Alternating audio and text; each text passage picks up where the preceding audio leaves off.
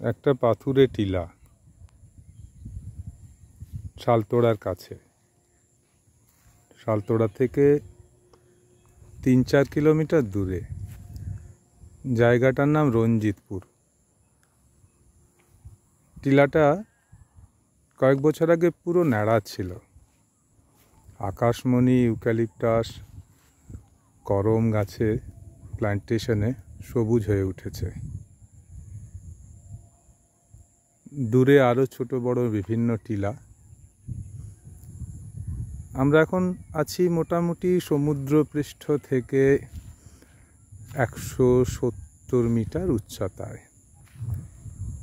এই পাহাড়টির পাদদেশের উচ্চতা 140 মিটারের মতো, অর্থাৎ এই টিলাটির আপেক্ষিক উচ্চতা 30 মিটার, অর্থাৎ 100 ফুটের মতো।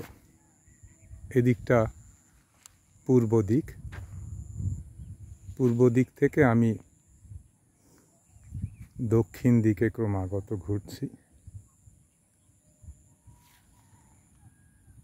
দক্ষিণ দিকে শুশুনিয়া দৃশ্যমান, তবে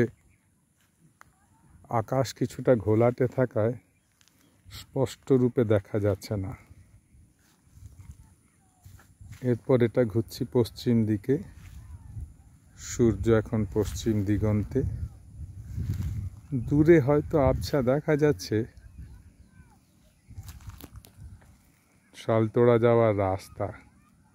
এই যে সাপের মতন এঁকে বেঁকে চকচক করছে রাস্তা, শালতোড়া যাবার রাস্তা। ওদিকেও আরও পাহাড়ের শ্রেণী।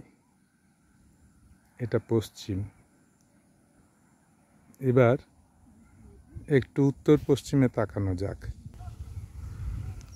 কঠিন এবড়ো খেবড়ো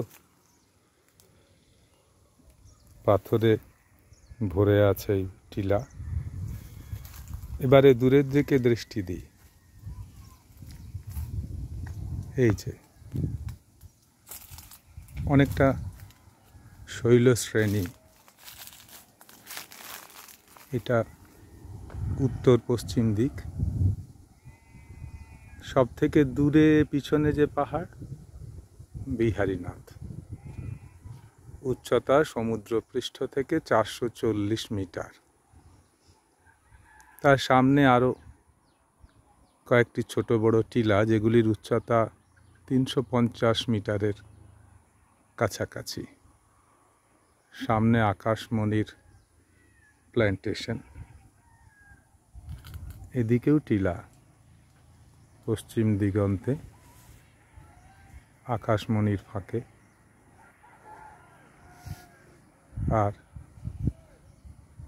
প্রজেক্টেড প্রোফাইল, ভারী সুন্দর একটা প্রজেক্টেড প্রোফাইল ধরা পড়ছে ক্যামেরায়। সম্পূর্ণ টিলাটি সবুজ হয়ে আছে আকাশমণির ভিড়ে। আর এখানে আমার চিরসখা দুইজন।